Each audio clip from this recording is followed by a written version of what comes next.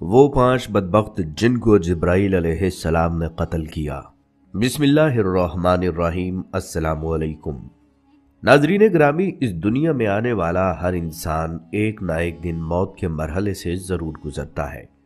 وہ لمحہ جب جسم آہستہ آہستہ بے جان ہونے لگتا ہے، سانسوں کی ڈور کمزور پڑنے لگتی ہے اور روح کا اس جسم سے نکلنے کا عمل شروع ہو جاتا ہے۔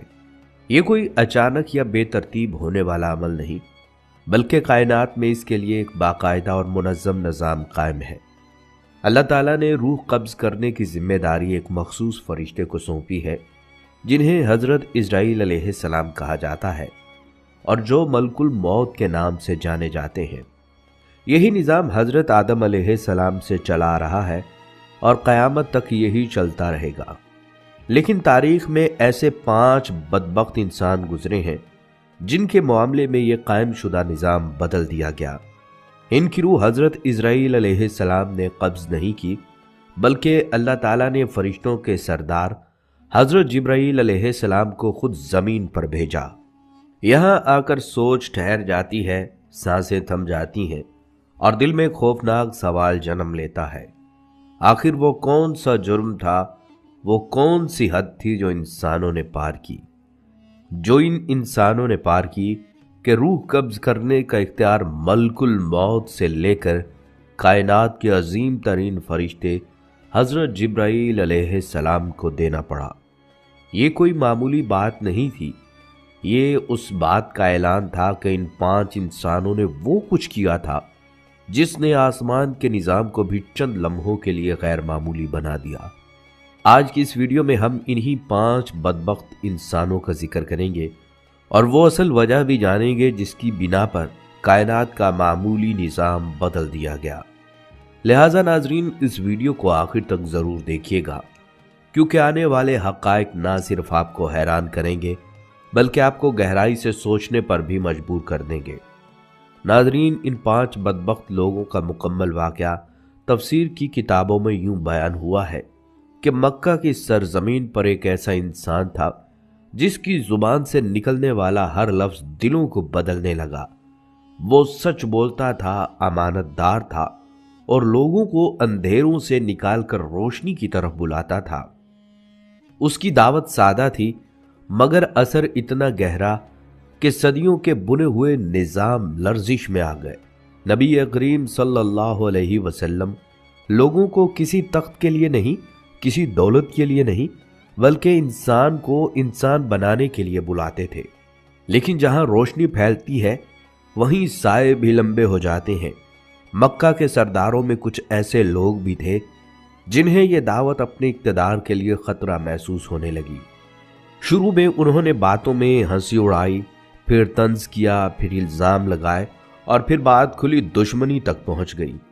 یہ دشمنی عام نہیں تھی، یہ وہ دشمنی تھی جو زبان سے نکل کر عمل میں ڈھل چکی تھی، اور انہی دشمنوں میں ایک نام سب سے پہلے ابھرتا ہے، ولید بن مغیرہ کا۔ ناظرین گرامی، ولید بن مغیرہ نبی کریم صلی اللہ علیہ وسلم کا مذاق اڑایا کرتا تھا۔ قرآن کو سن کر بھی اس نے سچ ماننے کی بجائے اسے جادو کہہ دیا۔ یہ بدبخت ساری زندگی لوگوں کو نبی کریم صلی اللہ علیہ وسلم سے دور کرنے کی کوشش کرتا رہا، اور یہ ہر اس جگہ کھڑا ہو گیا جہاں حق کو روکنا ممکن تھا۔ ولید بن مغیرہ ایک امیر، بااثر اور معروف شاعر تھا۔ اس دور میں شعر و ادب کا پلڑا وزن رکھتا تھا۔ لوگ اس کی زبان اور دلیل کو اس لیے بھی اہمیت دیتے تھے کہ وہ قریش کا معزز فرد تھا۔ جب اس نے پہلی بار حضور صلی اللہ علیہ وسلم کا پیغام سنا تو وہ خود بھی حیران رہ گیا، بلکہ اسی نے کہا تھا کہ میں نے ایسی بات سنی ہے جو نہ کسی انسان کی ہے اور نہ جن کی، ایک عجیب اور نرم الفاظ والی گفتگو۔ لیکن جب اسے سوشل اور قبائلی دباؤ محسوس ہوا اور دیگر سرداروں نے اسے کہا کہ رسول وقت کے خلاف بات کرو تو اس نے موقف بدل دیا۔ ولید نے قریش کے بڑے لوگوں کو جمع کیا اور کہا، جب حج اور موسم اجتماع آئے تو عرب کے سردار یہاں آئیں گے اور نئی بات سنیں گے، تو ہمیں پہلے سے ایک مشترکہ تاثر بنانا چاہیے کہ یہ محمد جادوگر یا جادو کی تعلیم دینے والا ہے، تاکہ لوگ پہلے سے بدگمان ہو جائیں۔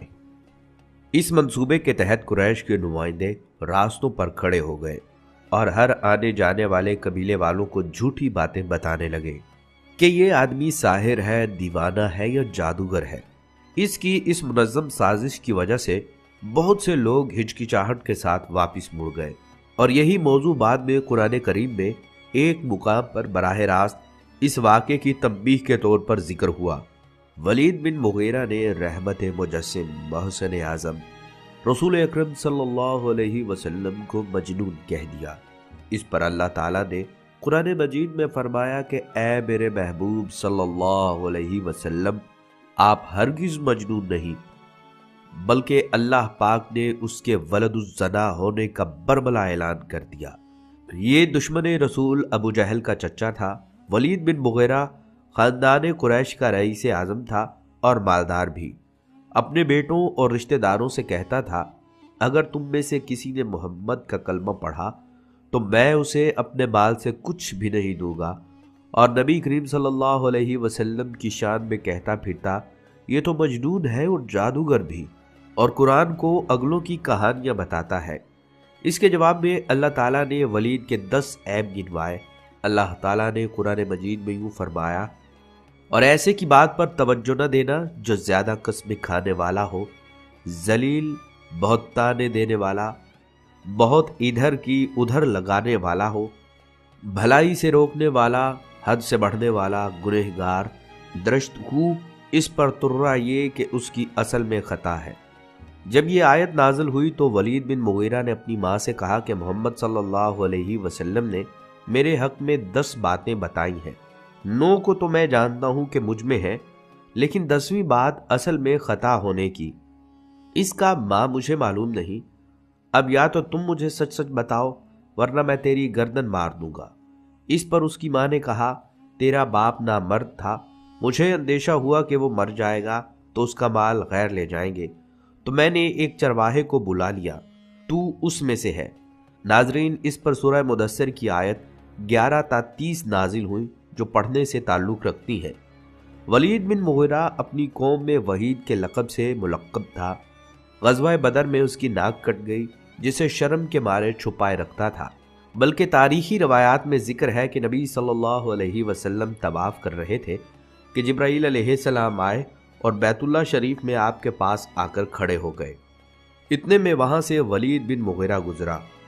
اس کی ایڑی ایک قضائی شخص کے تیر کے پھل سے چھل گئی تھی اور اسے 2 سال گزر چکے تھے۔ جبرائیل علیہ السلام نے اسی کی طرف اشارہ کیا تو وہ اور پھول گئی اور پھر پکی، اور اسی میں وہ بدبخت مرا۔ ناظرین، ولید بن مغیرہ کے عبرت ناک انجام کے بعد تاریخ کا ورق پلٹتا ہے اور دوسرے نام پر اسود بن عبد یاغوث سامنے آتا ہے۔ وہ شخص جو اپنی زبان کے زہر سے، اپنے تمسخر اور حقیر اشاروں سے نبی صلی اللہ علیہ وسلم کو اذیت پہنچایا کرتا تھا، دعوت حق کو مذاق بنا کر پیش کرتا اور اہل ایمان کے دلوں میں شکوک پیدا کرنے کی کوشش کرتا رہا۔ اس کی سرکشی حد سے بڑھی تو اللہ تعالیٰ کے حکم سے فرشتوں کے سردار حضرت جبرائیل علیہ السلام کو بھیجا گیا، اور وہ شخص ایک دردناک اور ذلت آمیز موت کے ذریعے اس دنیا سے رخصت کر دیا گیا تاکہ اس کا انجام دوسروں کے لیے عبرت بن جائے۔ اس کے بعد تیسرا نام اسود بن مطلب کا آتا ہے، جو اپنے حسب و نسب اور ظاہری طاقت کے زوم میں نبی کریم صلی اللہ علیہ وسلم کی دعوت کو حقیر سمجھتا رہا، طنز، تمسخر اور ایذا رسانی کو اپنا وتیرہ بنائے رکھا، مگر جب اللہ کی گرفت آئی تو کوئی طاقت، کوئی رشتہ، کوئی قبیلہ اسے بچا نہ سکا۔ حضرت جبرائیل علیہ السلام کے ذریعے اس کی روح قبض کی گئی اور اس کا خاتمہ بھی اسی سرکشی کے مطابق ہوا جس پر وہ زندگی بھر قائم رہا۔ پھر چوتھے نمبر پر حارث بن غیطلہ کا ذکر آتا ہے، جو نبی صلی اللہ علیہ وسلم کے خلاف سازشوں میں پیش رہتا، لوگوں کو حق سے دور کرنے کے لیے ہر ممکن حربہ استعمال کرتا تھا۔ وہ سمجھتا تھا کہ وقت ہمیشہ اس کے ساتھ رہے گا، مگر جب اللہ کا فیصلہ نافذ ہوا تو جبرائیل علیہ السلام کے ہاتھوں اس کی روح قبض ہوئی اور وہ ایسی تکلیف دہ حالت میں مرا کہ تاریخ نے اسے بھی ایک عبرت ناک مثال کے طور پر محفوظ کر لیا۔ ناظرین، پانچواں نام عاص بن وائل سہمی کا آتا ہے، وہی شخص جو نبی صلی اللہ علیہ وسلم کی شان میں گستاخی کرتا، آپ صلی اللہ علیہ